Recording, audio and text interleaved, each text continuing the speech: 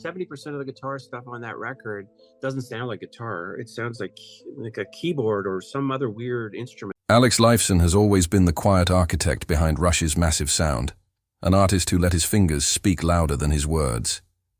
While Neil Peart captured minds with lyrics and Geddy Lee commanded the stage, Lifeson stood slightly to the side, building sonic cathedrals with his guitar, complex, explosive, deeply emotional.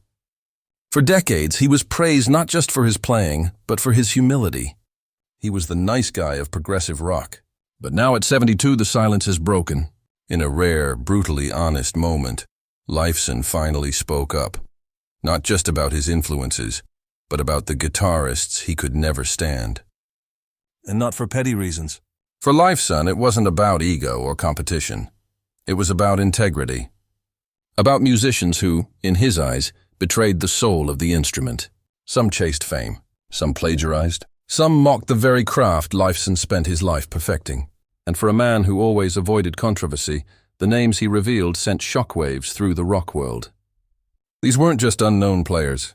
Some were icons. Some were people fans assumed he admired. But behind closed doors, Alex Lifeson had kept his opinions guarded, until now. This isn't just a list, it's a reckoning. Because when one of rock's most respected musicians finally reveals who he believes tarnished the legacy of guitar music, the truth cuts deeper than any solo ever could. For decades, Alex Lifeson rarely spoke publicly about conflict.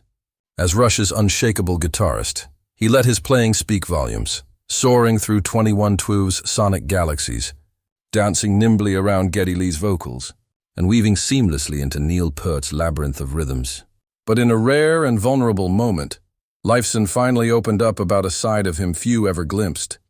The frustration, the disappointment, and yes, even the resentment he felt towards certain fellow guitar surface.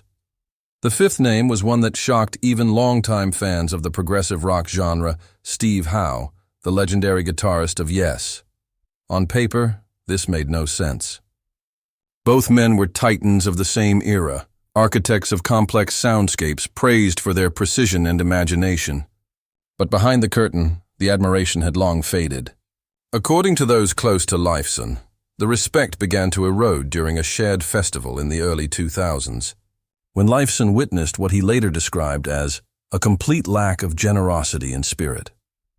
He claimed Howe treated crew members poorly, dismissed younger musicians backstage, and approached the stage not as a place of communion, but as a throne. "You can play like a genius," Lifeson reportedly told a friend, "but if you walk through the world like a god, you've missed the point entirely." It wasn't about a wrong note or a weak performance, it was about character. For Lifeson, humility was not optional, it was sacred. And when he saw ego eclipse artistry, no matter how talented the player, the bond was broken.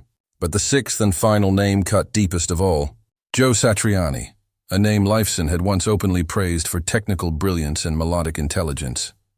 But something changed, quietly behind the scenes.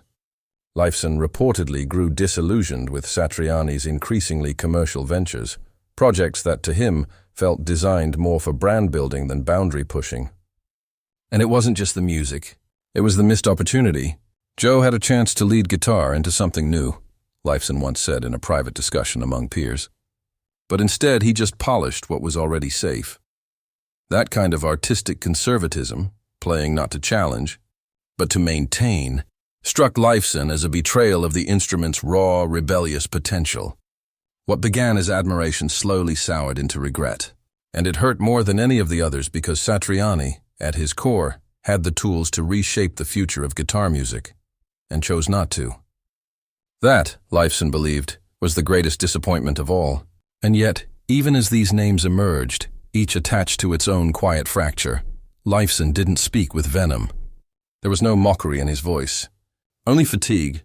The kind of fatigue that comes from watching the sacred turn transactional, the intimate turned performative.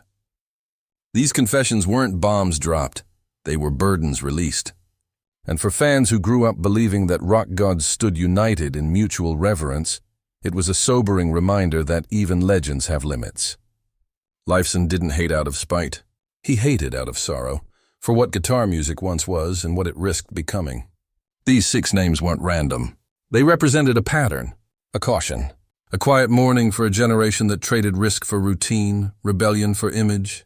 And as Lifeson, now 72, reflects from the comfort of a quieter life, surrounded by nature, family, and time that finally belongs to him, what remains is not bitterness, but clarity. In revealing who he couldn't respect, he's also revealing what he still believes in. The guitarist who listens, the artist who explores, the human being who plays not for praise, but for truth. That's who Alex Lifeson is, and in the end, that's who he'll always be. Now that the names are out, 6 guitarists who, for very different reasons, never earned Alex Lifeson's respect.